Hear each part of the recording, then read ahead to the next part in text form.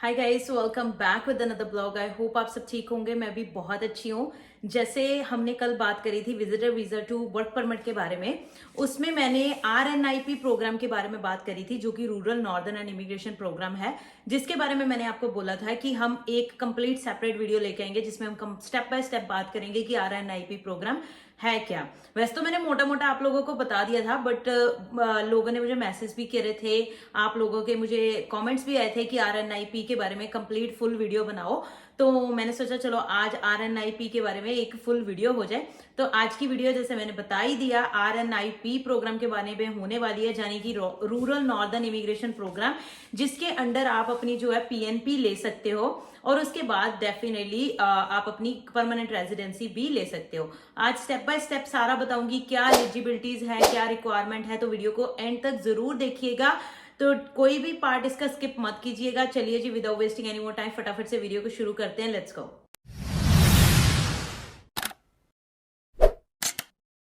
तो वीडियो को शुरू करने से पहले मैं आपको रिक्वेस्ट करना चाहती हूँ, चैनल पे नए आए हो तो चैनल को सब्सक्राइब, वीडियो को लाइक एंड शेयर जरूर कर दो। अगर मेरे साथ अपॉइंटमेंट बुक करना चाहते हो, किसी चीज को लेकर कोई डिस्कशन करना चाहते हो, डेफिनेटली आप मेरे साथ अपॉइंटमेंट बुक कर सकते हो। उसका लिंक आपको मेरे डिस्क्रिप्शन बॉक्स में मिल जाएगा और उसका लिंक आपको मेरी इंस्टाग्राम की बायो में भी मिल जाएगा। अब सबसे पहले मैं बात करूंगी RNIP प्रोग्राम है क्या। RNIP program rural northern and immigration program है, जो कि जिन कम्युनिटीज में लोग कम हैं उन कम्युनिटीज की पॉपुलेशन को बढ़ाने के लिए ये प्रोग्राम रखा गया है। और ये प्रोग्राम इस टाइम बहुत ही बढ़िया मौका है आपका इस प्रोग्राम के अंडर अप्लाई करने के लिए, क्योंकि 2024 में ये प्रोग्राम जो है खत्म होने वाला है। लास्ट टाइम भी ऐसा ही हुआ था कि जब मेरे ख्याल से 2022 में खत्म होने वाला था, तो उसको एक्सटेंड कर दिया गया था टिल 2024। तो हो सकता है कि ये एक्सटेंड हो जाए, बट सो फार ये प्रोग्राम 2024 तक ही है। तो अगर आपको इस प्रोग्राम का फायदा लेना है, अप्लाई करना है, PR लेनी है, तो डेफिनेटली 2024 ईयर से पहले पहले आप कर सकते हो। नहीं तो उसके बाद ये प्रोग्राम जो है बंद हो जाएगा, या फिर हो सकता है रीन्यू भी हो जाए, जैसे मैंने आपको बताया। ठीक है जी। तो इसमें ओंटारियो में भी कुछ ऐसी कम्युनिटीज हैं जो इस प्रोग्राम के अंडर आती है, एल्बर्टा में भी है और BC में भी है, और भी बहुत सारी जगह है। बट आज मैं सिर्फ और सिर्फ ओंटारियो के बारे में ही बात करूंगी, क्योंकि आपको जैसे पता है कि मतलब अब 90 तो मैं नहीं बोलूंगी, मतलब 70% पॉपुलेशन जो है ज्यादातर ओंटारियो में ही आती है।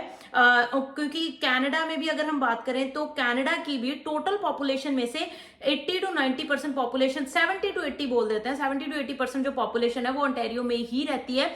तो ओंटारियो में भी ऐसी कम्युनिटीज, जहां सिटीज कह लो, जहां पे लोग बहुत कम है और जहां पे जिन इलाकों में बहुत ज्यादा ठंड पड़ती है वहां पे ज्यादा लोग रहना पसंद नहीं करते हैं। वहां पे ज्यादातर जो नेटिव लोग हैं कनाडा के, इन्यूट नेटिव कह लो, वो लोग ही ज्यादातर रहते हैं, जो मतलब कि सबसे पहले कनाडा में थे, राइट। वही लोग इन एरियाज में ज्यादा रहते हैं, जिसमें सडबरी, थंडरवे, टिमिन्स, ये सारे एरिया जो उस साइड वाले इलाके हैं वो आते हैं इसमें। तो वैसे तो आजकल स्टूडेंट्स भी उस साइड में बहुत ज्यादा जाना जो है शुरू हो चुके हैं, क्योंकि इस प्रोग्राम की खास बात यह है कि अगर आपने इन एरियाज में जो ओंटारियो में है, चाहे वो अल्बर्टा के हैं, चाहे वो BC के हैं, किसी भी प्रोविंस के जो ये एरियाज हैं, जो ये कम्युनिटीज हैं जो रूरल नॉर्दर्न इमिग्रेशन प्रोग्राम के अंडर आते हैं, अगर आपने उन कम्युनिटीज से स्टडी करी है तो आप डायरेक्टली जैसे ही आपकी स्टडी खत्म होती है वैसे ही आप अपनी PR या PNP लगा सकते हो। आपको कोई भी एक्सपीरियंस नहीं चाहिए,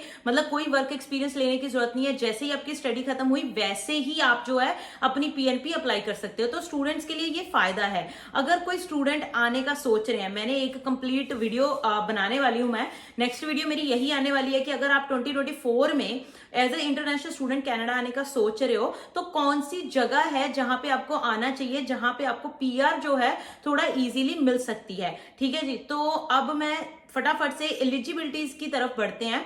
एलिजिबिलिटी नंबर 1 एलिजिबिलिटी जो है कि आपका वर्क एक्सपीरियंस, आपको 1 साल का वर्क एक्सपीरियंस चाहिए। The good thing about that program is, यानी कि एक्सपीरियंस के लिए गुड थिंग ये है कि आपका एक्सपीरियंस वो इनसाइड कनाडा या आउटसाइड कनाडा कहीं से भी हो सकता है। अगर आपके पास 1 साल का किसी भी चीज का एक्सपीरियंस है, चाहे वो टियर 0 में आता है, 0, 1, 2, 3, 4, 5 किसी में भी आता हो, आपके पास 1 साल का एक्सपीरियंस चाहिए। आपका जब 1 साल का एक्सपीरियंस हो जाए तो आप इस प्रोग्राम के अंदर जो है अपनी पीएनपी अप्लाई कर सकते हो। तो जैसे मैंने बोला आपको कि मैं अपने नोट्स हमेशा बनाती हूँ, तो मैंने पूरे नोट्स मतलब अपने बना रखे हैं। तो उसमें मैं आपको ये बता देती हूँ कि जैसे मैंने आपको बताया कि टियर 0 से लेके 5 में किसी भी फील्ड में आपकी जॉब हो सकती है। अगर आपकी जॉब जो है मतलब, और ऑब्वियसली आपको 1 साल का एक्सपीरियंस तो चाहिए। द इंपॉर्टेंट मेन पार्ट आता है जॉब ऑफर लेटर का, यानी कि आपको वहां की कम्युनिटी से जॉब ऑफर लेटर चाहिए। ठीक है, अगर आप लेट्स से आपका एक्सपीरियंस जो है वो भी पता होना चाहिए कि अगर आपका एक्सपीरियंस किस फील्ड में था तो आपकी जॉब किस फील्ड में होनी चाहिए। अगर आपका जो एक्सपीरियंस है वो 0, 1, 2, 3 में आता था तो आपको जो जॉब ऑफर है वो 0 और 1 की ही चाहिए। जैसे मैंने बताया, अगर आपका एक्सपीरियंस जो है टियर 0, 1, 2, 3 में आता है तो आपको जो जॉब ऑफर चाहिए एम्प्लॉयर से वो आपको टियर 0 या 1 में चाहिए। वो भी बहुत आसान तरीका है कि आप कैसे उन कम्युनिटी के एम्प्लॉयर से बात कर सकते हो और कैसे आपको इजीली जॉब मिल सकती है, वो भी मैं आपको दिखाऊंगी। वीडियो के एंड तक बने रहिए। अब बात करते हैं, अगर आपका एक्सपीरियंस 1, 2, 3 में हो, ठीक है, 1, 2, 3 और 4 में हो तो आपको जॉब ऑफर जो चाहिए वो टियर 2 और 3 की चाहिए। अगर आपका एक्सपीरियंस इन 2, 3, 4 में है, टियर 2, 3, 4 में है तो आपको टियर 4 की ही जॉब चाहिए। और अगर हम बात कर लेते हैं टियर 5 की, अगर आपका एक्सपीरियंस टियर 5 में है, यानी कि कोई जनरल लेबर जॉब में है, यानी कि किसी रेस्टोरेंट में या किसी रिटेल स्टोर में एज ए क्रू मेंबर है, कस्टमर सर्विस है, तो आपको सेम टियर की ही जॉब ऑफर चाहिए। यानी कि अगर टियर 5 में है तो टियर 5 की ही जॉब ऑफर चाहिए। ठीक है जी। और इंटरनेशनल स्टूडेंट का जैसे मैंने आपको बता दिया, अगर आपने इन कम्युनिटीज में कम्युनिटी की लिस्ट में डिस्क्रिप्शन बॉक्स में दे दूंगी, वहां पे जाके चेक कर लेना।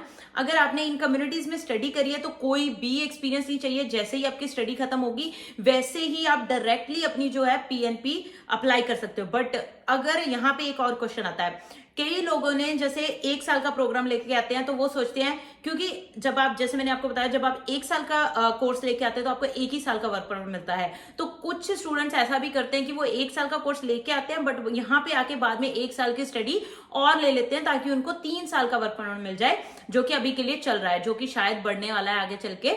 चलो that is a different part. तो वो 1 साल की स्टडी यहाँ पे आके ले लेते हैं ताकि उनको 1 साल के बजाय 3 साल का जो है वर्क परमिट मिल जाए, अगर वो 1+1 ईयर का कोर्स कर लेंगे, यानी कि टोटल 2 ईयर्स ही हो गया, राइट। बट इस प्रोग्राम की ये आपको कंफ्यूजन में क्लियर कर देती हूँ। अगर आप 1+1 यानी कि 1 साल का कोर्स लेके आए थे और वो खत्म करने के बाद आपने 1 साल का और ले लिया, अगर ऐसे करके आपने अपना 2 साल का कोर्स पूरा किया है तो आप इस प्रोग्राम के अंडर एलिजिबल नहीं हो। ठीक है, तो आप मतलब एलिजिबल हो सकते हो बट आपको एक्सपीरियंस फिर चाहिए होगा। ठीक है जी। बट अगर आपने फुल 2 ईयर प्रोग्राम करा है, फुल 2 ईयर की स्टडी करी है, फिर आप इस प्रोग्राम में बिना एक्सपीरियंस के पार्ट ले सकते हो। बिना एक्सपीरियंस के आप अपनी पीएनपी अप्लाई कर सकते हो।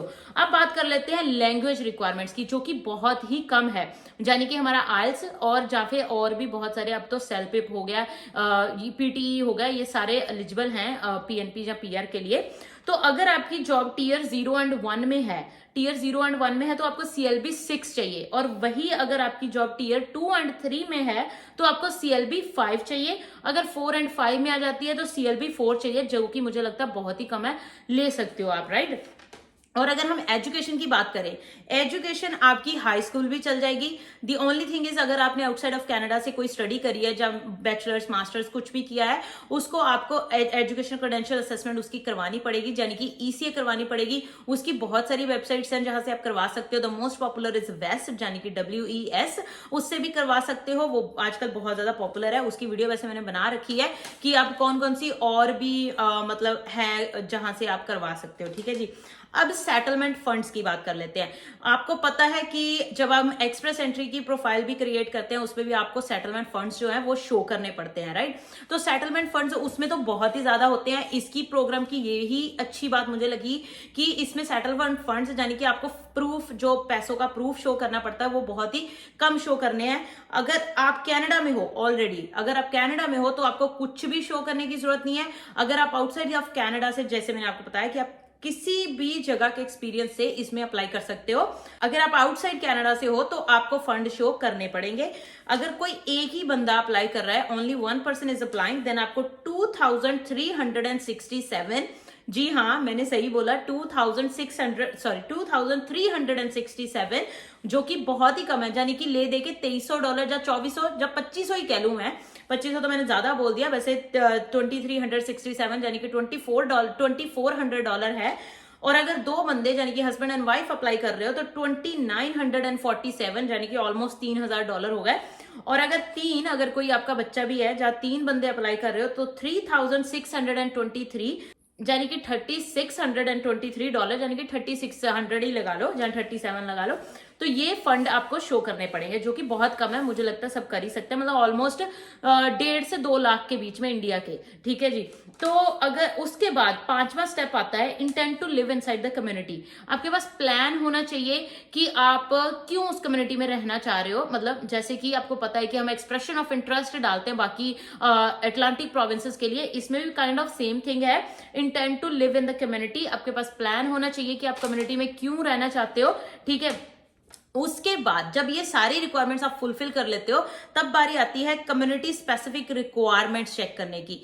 अब ये तो बेसिक रिक्वायरमेंट थी, मतलब कि ये इस कम्युनिटी, अब उसके बाद आपको कम्युनिटी भी तो चूज करनी है। लेट्स से आपने थंडर वे चूज कर लिया, जो कि ओंटारियो में है, ठीक है। थंडर वे की वेबसाइट पे, यानी कि उनकी कम्युनिटी पे जाके आपको कम्युनिटी रेकमेंडेशन क्या है, यानी कि उस पर्टिकुलर कम्युनिटी की रिक्वायरमेंट्स क्या है, वो आपको जरूरी चेक करनी है कि उस कम्युनिटी की वेबसाइट पे आपको जॉब भी पता चल जाएगी कि आप जॉब कैसे अप्लाई कर सकते हो, और कौन कौन सी जॉब जो है उसमें लिटरली लिखा हुआ होता है कि टियर 0 या 1 की। अगर मतलब वैसे मैं आपको बता रही हूं, मुझे पता है कि बताने में इतना ज्यादा मतलब कई बार समझ में नहीं आता। अगर आपको इसका पूरी वीडियो चाहिए कि आप RNIP की जॉब ऑफर लेटर कैसे ले सकते हो, कैसे एम्प्लॉयर को कांटेक्ट कर सकते हो, उसकी एक सेपरेट वीडियो मैं लेके आऊंगी। तो जितने ज्यादा कमेंट करोगे ना, जितना ज्यादा इस वीडियो को लाइक एंड शेयर करोगे, उतनी ही जल्दी मैं वो वीडियो लेके आऊंगी। तो ये बेसिकली था कि जब आप उस कम्युनिटी की वेबसाइट पे चले जाओगे तो आपको कम्युनिटी की रिकमेंडेशंस या उनकी जो कम्युनिटी की गाइडलाइंस वो वगैरह पढ़नी पड़ेगी आपको, और उसके बाद आपको उन्हीं की वेबसाइट से ही आपको जॉब का पता चल जाएगा। लिंक मैं डिस्क्रिप्शन बॉक्स में, जैसे मैंने आपको बोला, दे दूंगी। और अगर आपको जॉब के बारे में जानना है तो डेफिनेटली मुझे कॉमेंट करना, तो I will definitely make an video on that. And that's all for today. ये थी इसकी main requirements and eligibilities. Bye bye, take care, मिलते हैं अगले ब्लॉग में अगली वीडियो के साथ। Bye bye.